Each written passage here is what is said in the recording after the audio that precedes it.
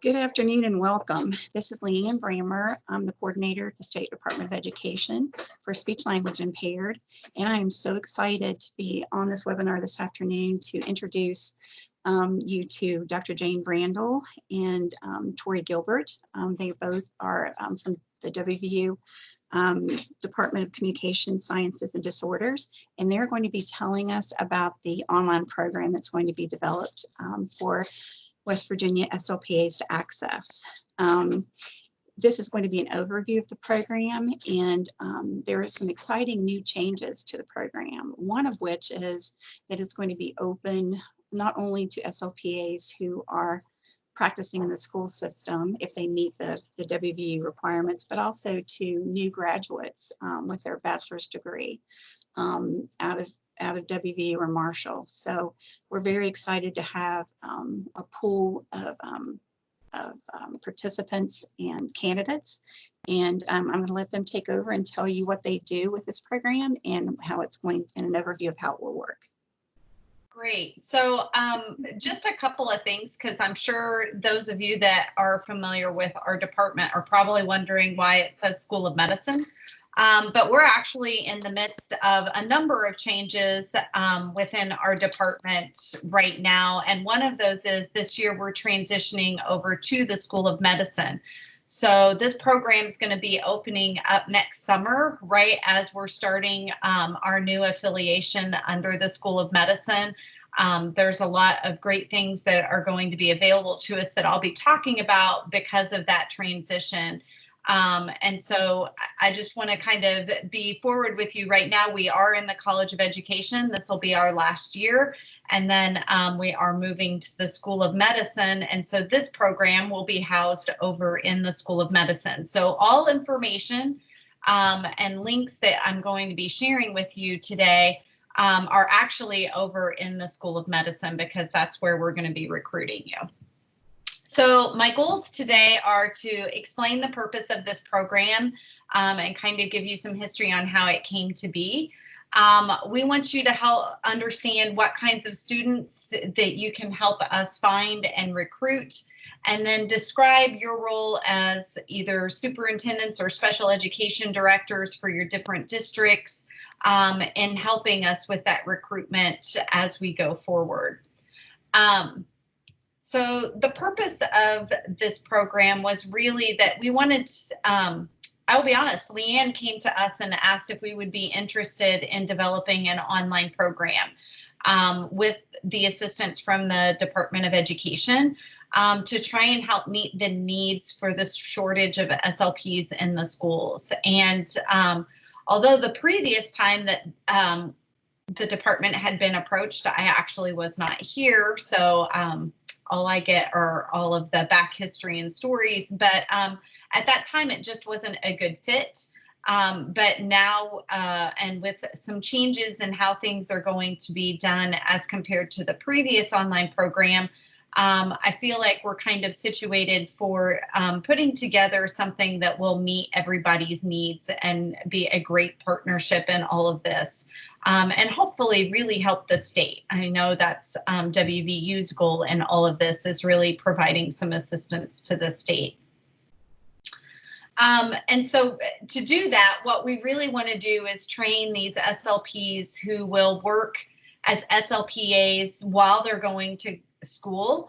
And then upon graduation, they will work in the schools in West Virginia. And so this loop that we're going to create, we hope will help fulfill these needs and start really doing some of that. And so right now we're going to talk about the program, but eventually we're going to really talk about the role of the school in recruiting students to pursue a degree or their profession in speech language pathology. So ultimately, all of us kind of play a role in helping to build this need and fill this need so that we can meet the needs of students in West Virginia. But general information about the program. Students who are enrolled in this program, and I'm going to call them students because from our perspective, they are graduate students. So the students that are in this online program will also be working part-time as SLP assistants in the schools. while they're pursuing their master's degree in speech language pathology from WVU. All of the coursework will be online, but the clinical training will primarily occur within their caseload in the school. But there will be summer clinical assignments within the area where they're working that are in medical facilities so that we can meet the degree requirements for WVU for that master's degree. And so we're going to kind of talk about all of that in a little more detail. There is a chat box if you have questions, or there will be an opportunity for questions at the end as well. So kind of just to give you a general timeline of how the program is going to fall out, it is an 8-semester program. So typically a master's program in SLP is a 5-semester program, but because these students are having to work as SLP assistants at the same time, we needed to extend their program out and allow them the ability to balance all of that. And so to kind of talk about that, it is going to start in 8 semesters, and that first semester actually occurs in the summer. And that's to provide them some preparation and some assistance for the expectations of an SLP assistant. So there will be some initial coursework to really talk about what it means to be an SLP assistant in the school, to talk about treatment principles, goal writing, all of those types of things, and hopefully give them a strong foundation before they start with their caseload in that fall semester, along with their coursework. And so along with that, those clinical experiences in the school will occur in the 3rd semester, the 5th, the 6th, and the 8th, which is also their externship within the school system. Semesters 4 and 7 are when they're going to have their medical site placements, and those will be during the summer months. So once school's out of session, then they'll be moving straight into their clinical experiences within a medical setting. And again, that will be within the area where they're living, or at least within driving distance of that particular area. We are building in on-campus experiences. One of the things that we have learned in a lot of our research into successful online programs is that it's really important for students in online programs to feel a connection to the on-campus community. And so one of the ways that we're doing that is by bringing students to campus. And there's kind of a couple of reasons. So one, we want to build that connection between the faculty and the on-campus students, because in reality, the way we're building this program out, there will be times when they're having classes with the on-campus students. It's just that they're joining remotely. But with technology the way it is, we'll actually be having them join in groups with the on-campus and the online students interacting together to do group activities and whatnot. To try and help build a lot of that cohesion. We're also wanting to bring them to campus because with the move to the School of Medicine, we have access to a very nice simulation lab. We also have access to other facilities like there's a brain lab when they have their neuroanatomy course.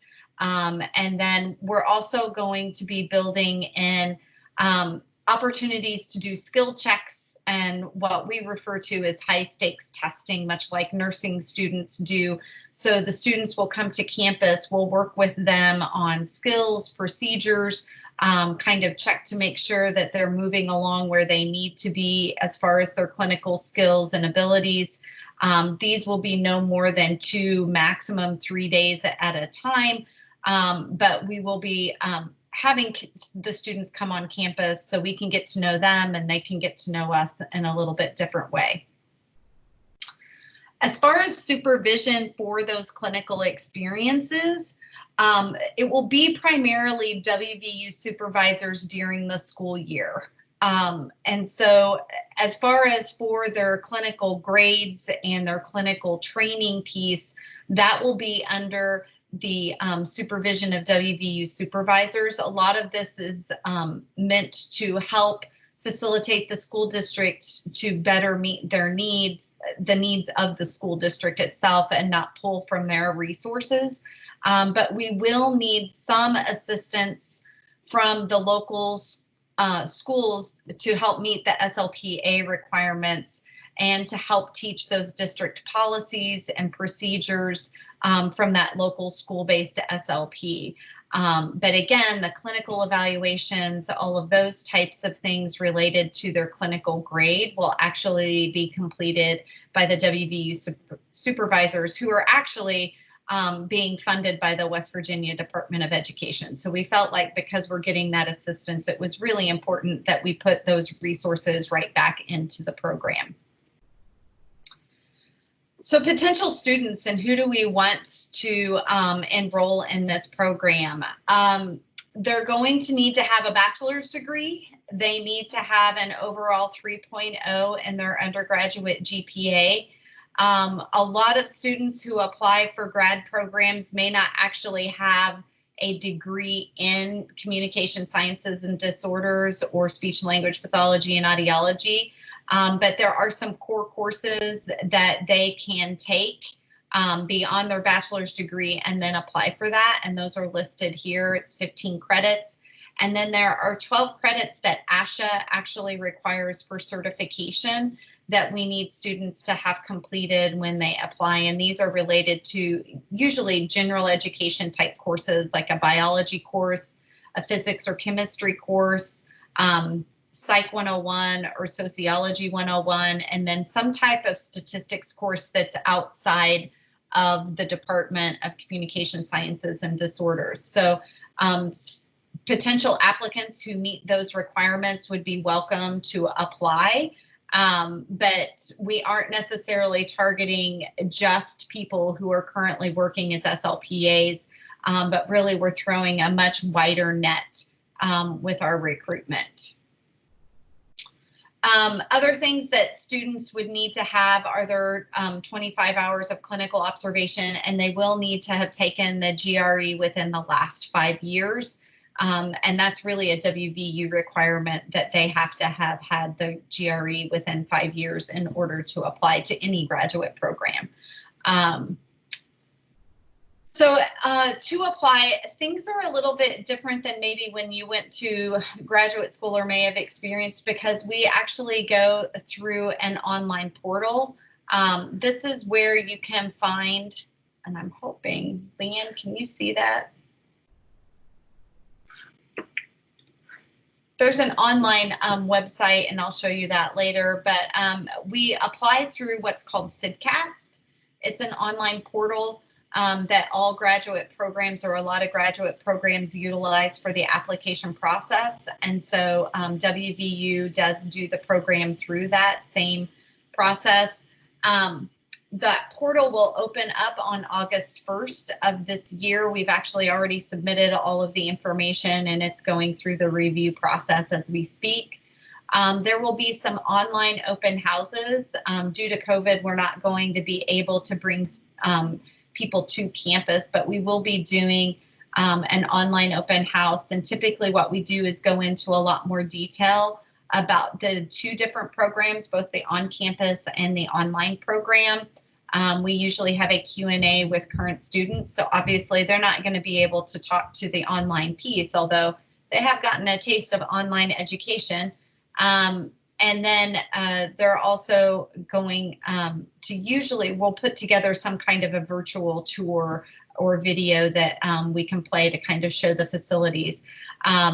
Unfortunately, we're not going to be able to show the facilities that these online students would be using and seeing, because as part of this move, we are getting a new clinic, and that process is supposed to be starting. So maybe we can show floor plans, but at this point, they haven't yet started work on the facility. Applications are due February 1st of 2021. But in order to meet what we refer to as a verified application, we encourage applicants to submit their materials by January 4th. And that just gives it time to go through the process where they verify that grades have been entered correctly, that all the requested information has been submitted and everything. So part of the reason why we wanted to share this information with the school districts in West Virginia is because this is a partnership where we can really help to make this program successful with your help.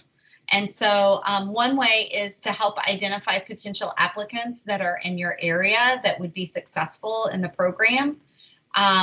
There's going to be an opportunity for those from the district or an appropriate district representative to work with Leanne on a recruitment plan. Ideally, this would be a competitive piece from your side so that you can recruit the participants to work in your school district as they go through the program. And then as part of that, you would have an opportunity to participate in our on-campus interview day to interview the applicants for the online program to see if you would be interested in hiring them. So again, back to the recruitment, one of the things we would ask you to do is to share information with anyone who is either currently working in your district or that you know in the area that might be interested and qualified to do that. If they don't meet the current requirements, so they have a bachelor's degree, but they don't have those core courses, please let us know, because there are lots of online programs that actually are very reasonably priced that may not be in state, but they have tuition that is not exponentially higher than in-state tuition here because it is an online program, and they can take those 15 credits and be ready to apply in this round.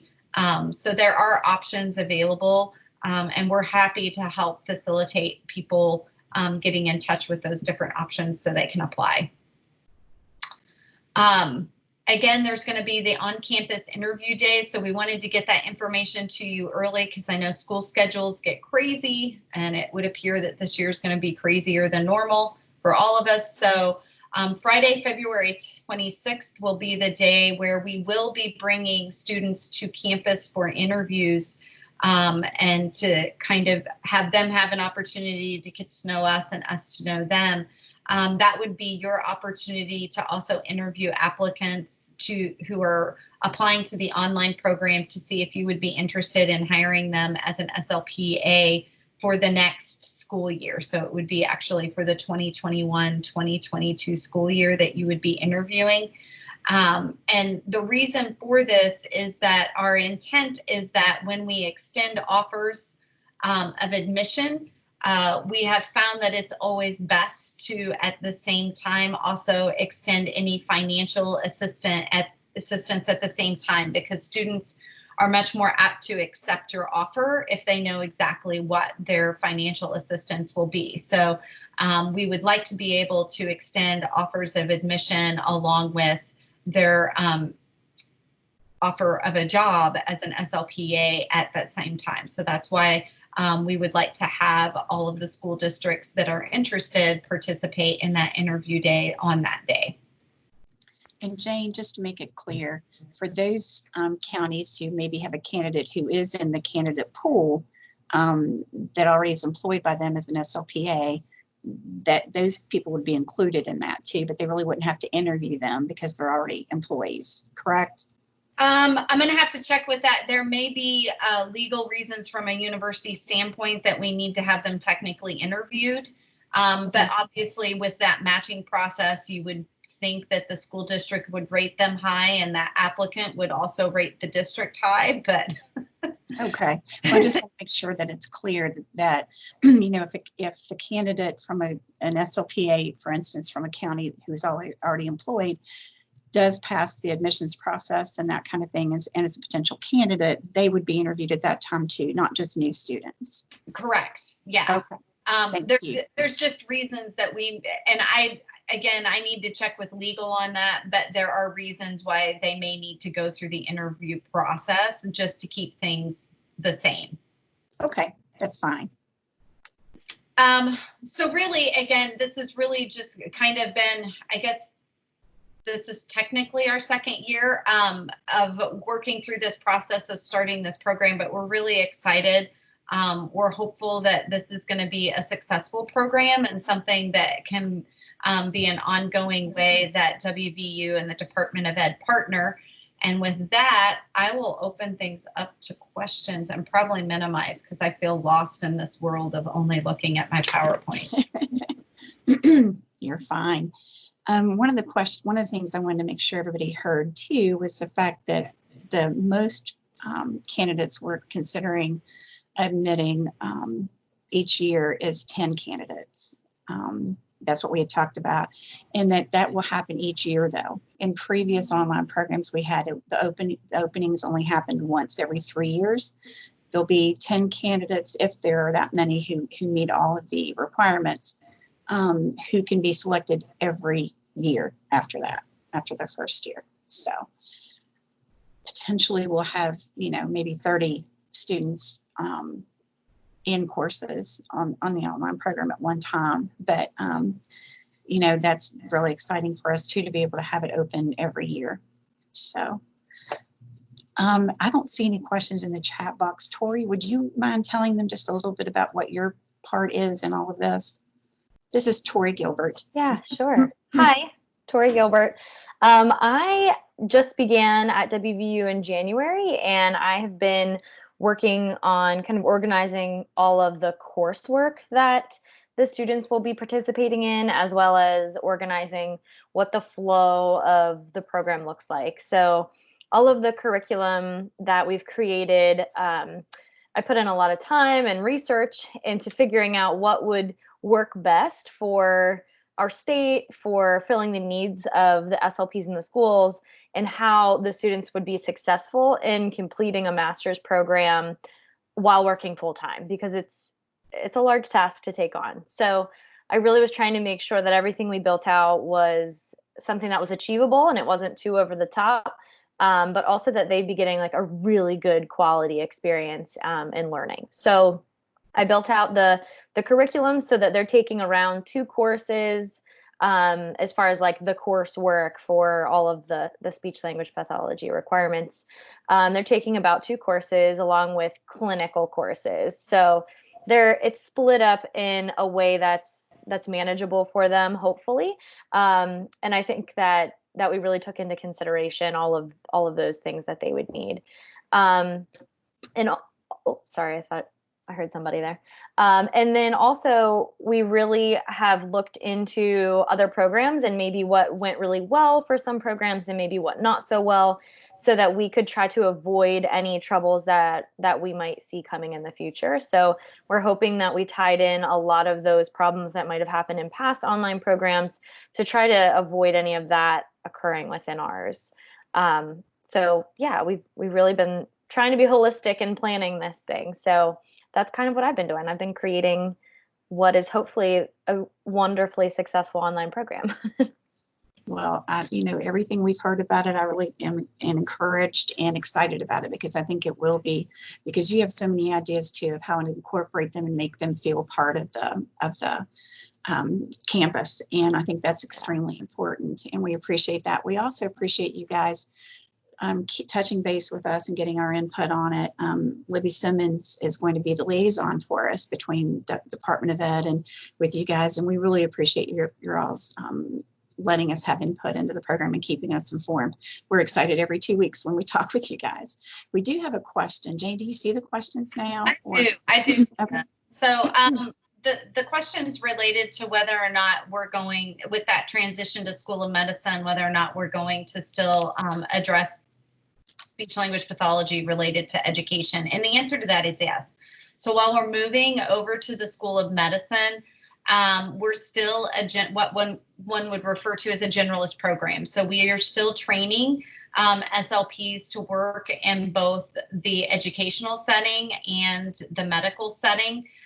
We've also, as part of this, done a complete revamping of both the online and then obviously the online, but also the on-campus program. And so there are a number of courses that, if you're familiar with the way things have been done in the past, they will be done quite differently. And I'll just kind of highlight a couple of those changes that we've done. But We've added a treatment principles course because as instructors, we really felt like we weren't able to kind of lay a really strong foundation on how to write a good goal, how to write a good treatment plan, a holistic plan. So not just a treatment session, but also a treatment plan, how to monitor progress, how to engage in fidelity of treatment to ensure that you're doing your treatment correctly. And all of these are principles that we're really trying to address really at the front, so that then as each student would go through the different disorder courses, they get built out within those areas. And so, you know, even with the acquired disorders that talk about TBIs and strokes and all of this, there's also a really intense focus of making sure that students understand that these disorders go across the lifespan. You know, we know that TBIs, especially with high school students and sports, my own son plays football and I cringe every Friday night because he likes to hit. But it's one of those things where we have to kind of break out of some of those molds where we only think of the 70-year-old as having a stroke, and those are the only people that have acquired language disorders. So really, across all of the coursework with the disorder classes, they're going to be across the lifespan. We've broken apart the language disorders course into 2 courses. Students are going to have the opportunity to take elective courses that where they can kind of delve into more depth. So we would expect that the students in the online program who are more interested in education might take a reading and writing disorders class. There's also going to be a 2-credit course that is specific to services in the schools. And so that's required for the online program students. It's going to be an elective for the on-campus students. So again, while we're in the School of Medicine, that's actually the most common place for these programs to be currently across the nation. And a lot of that is because of the access to clinical training tools that I kind of highlighted earlier, like the labs and the simulation labs and those types of things. You know, I'll be honest with you, what instigated all of this was our ability to bill in the clinic so that we could be a little more self-sufficient. So being in the School of Medicine just kind of opens up a lot of opportunities for the program in order to make sure that we're able to train students to use technology, because we need to have the ability to buy the technology. So that's kind of probably more information than you wanted, but yes, we are still going to be focusing on training students to treat across the lifespan and in all settings. Well, Jane, I don't see any other questions. If anyone's online and listening and would like to ask a question, you're welcome to unmute yourself if you don't have access to a text box.